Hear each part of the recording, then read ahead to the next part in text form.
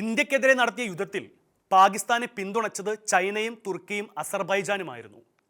പാകിസ്ഥാനെ പണ്ട് മുതൽ ആയുധങ്ങളും സൗകര്യങ്ങളും കൊടുത്ത് സഹായിച്ചുകൊണ്ടിരിക്കുന്നത് ചൈന തന്നെയാണ്. എന്നാൽ അതൊരിക്കലും പാകിസ്ഥാൻ എന്ന ഇസ്ലാമിക ഭീകര രാഷ്ട്രം എങ്ങനെയെങ്കിലും പച്ചപിടിച്ച് ജീവിച്ചോട്ടെ എന്ന് ആഗ്രഹിച്ചൊന്നും ആയിരുന്നില്ല. മറിച്ച് തങ്ങൾ കൊടുക്കുന്ന ഓരോ സഹായത്തിനും തത്തുല്യമായി ഓരോ പാകിസ്ഥാനികളുടെ കിഡ്നിയുടെ അവകാശം വരെ തീരെഴുതി മേടിക്കുകയാണ് ചൈനയുടെ പതിവ്. തങ്ങളുടെ ഏറ്റവും വലിയ കയ്യാളുകളാണ് ചൈനയെന്നൊക്കെ പാകിസ്ഥാൻ ധരിച്ചു വശാകുന്നുണ്ടെങ്കിലും എല്ലാ സഹായങ്ങളുടെയും ഒടുവിൽ പാകിസ്ഥാൻ ചൈനയുടെ കയ്യിലിരിക്കുമെന്നും അന്നതിനെ എതിർക്കുവാൻ ഒരു ഇസ്ലാമിക രാഷ്ട്രങ്ങൾക്കും ത്രാണി ഉണ്ടാവില്ലെന്നുമാണ് ഇപ്പോൾ പുറത്തുവരുന്ന വാർത്തകൾ. അത്രയ്ക്ക് വിശ്വാസ വഞ്ചനയുടെയും ചതിയുടെയും പ്രതിരൂപമാണ് ചൈന. തങ്ങൾക്ക് നേരെ വന്ന എല്ലാ ആയുധങ്ങളും ഇന്ത്യ ഫലപ്രദമായി നിർവീര്യമാക്കിയെങ്കിലും ചൈനയും തുർക്കിയും കൊടുത്ത ആയുധങ്ങൾ ഉപയോഗിച്ചാണ് പാകിസ്ഥാന് പരസ്യമായ പിന്തുണ നൽകിക്കൊണ്ട് തുർക്കി, അസർബൈജാൻ എന്നീ രണ്ട് ഇസ്ലാമിക രാജ്യങ്ങൾ രംഗത്ത് വന്നതെന്ന് ഏറെ ശ്രദ്ധേയമാണ്. ഇസ്ലാമിക ഭീകര രാഷ്ട്രമായ തുർക്കിയുടെ എല്ലാത്തരം തീവ്രവാദത്തിനും തുർക്കിയുടെ ആചാരം പറ്റികളായി കൂടെ നിൽക്കുന്ന അസർബൈജാൻ യജമാന ഭക്തിയുടെ ആധിക്യത്താൽ ഏറാൻ മൂളി നിന്നുകൊണ്ടാണ് തുർക്കിയുടെ താല്പര്യം പോലെ ഇന്ത്യക്കെതിരെ തിരിഞ്ഞു എന്നത് പകൽ പോലെ വ്യക്തമാണ്. എന്നാൽ തുർക്കി എന്തിന് ഇന്ത്യക്കെതിരെ തിരിഞ്ഞ് പാകിസ്ഥാനെ പിന്തുണച്ചു എന്ന ചോദ്യത്തിന് ഉത്തരം തേടിയാൽ കിട്ടുന്നത് ചൈനയുടേതുപോലെയുള്ള ഭൗതിക ലാഭമല്ല, മറിച്ച് ഇസ്ലാമിക തീവ്രവാദം എന്നത് മാത്രമാണ്. ലോകമാസകലം ഖിലാഫത്ത് സ്ഥാപിക്കുക എന്ന ആശയത്തിൽ ഈ രണ്ട് രാജ്യങ്ങളും ഒരേ തൂവൽ പക്ഷികൾ തന്നെയാണ്.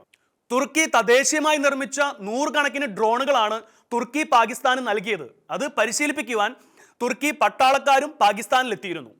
സൗദിയും UAEയും അടക്കമുള്ള സമ്പന്ന ഇസ്ലാമിക രാഷ്ട്രങ്ങൾ പാശ്ചാത്യപരമായ നിലപാടുകളിലേക്ക് അടുക്കുകയും മതപരമായ ചട്ടക്കൂടുകൾക്കുള്ളിൽ നിന്ന് വേർപെട്ട് സംസ്കാര സമ്പന്നമായ നിലപാടുകളിലേക്ക് എത്തിച്ചേരുവാൻ ശ്രമിക്കുകയും ചെയ്തിട്ടുണ്ട്. എന്നാൽ ഇസ്ലാമിക രാഷ്ട്രങ്ങളുടെ എല്ലാം ഏകനും പ്രത്യക്ഷനുമായ ഖലീഫയാകാൻ കച്ചകെട്ടി നടക്കുന്ന എർദോഗൻ അതേ നിലപാടുകളോട് തന്നെ മുൻപോട്ട് പോകുന്നുവെന്നതിൻ്റെ വ്യക്തമായ തെളിവ് കൂടെയാണ് പാകിസ്ഥാനെ സഹായിച്ചുകൊണ്ട് ഇന്ത്യക്ക് തുർക്കി ഉണ്ടായിരിക്കുന്ന അസ്വസ്ഥത.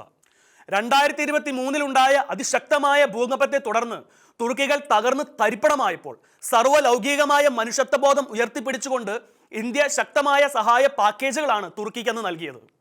ഇസ്ലാമിക വോട്ട് ബാങ്കിനെ പ്രീണിപ്പിക്കുവാനായിരുന്നുവെങ്കിൽ കൂടി കേരളത്തിലെ പിണറായി സർക്കാരും തുർക്കിയുടെ പുനരുദ്ധാരത്തിനായി 10 കോടി രൂപ നൽകി.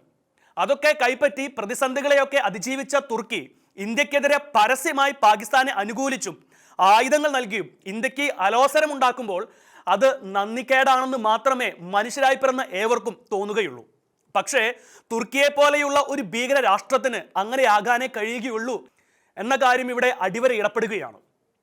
ഇസ്ലാമിക ഭീകരത തലയ്ക്ക് പിടിച്ച് ലോകത്തെ മുഴുവൻ ഖിലാഫത്തിന് കീഴിൽ കൊണ്ടുവരുവാൻ വേണ്ടി മനുഷ്യന്റെ ചോരയൊഴുക്കുവാൻ അറപ്പോ ഉളുപ്പോ ഇല്ലാതെ വെറി പൂണ്ടിറങ്ങിയിരിക്കുന്ന തുർക്കിയെ പോലെയുള്ള ഇസ്ലാമിക ഭീകര രാഷ്ട്രത്തിന് മറ്റുള്ളവരോട് എന്ത് ധാർമ്മികത, എന്ത് നന്ദി, എന്ത് കടപ്പാട്?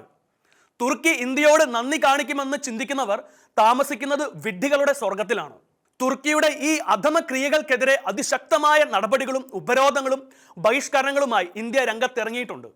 അതിപ്പോൾ അവരെ ശക്തമായി തന്നെ ബാധിക്കുന്ന കാര്യത്തിന് സംശയമൊന്നുമില്ല.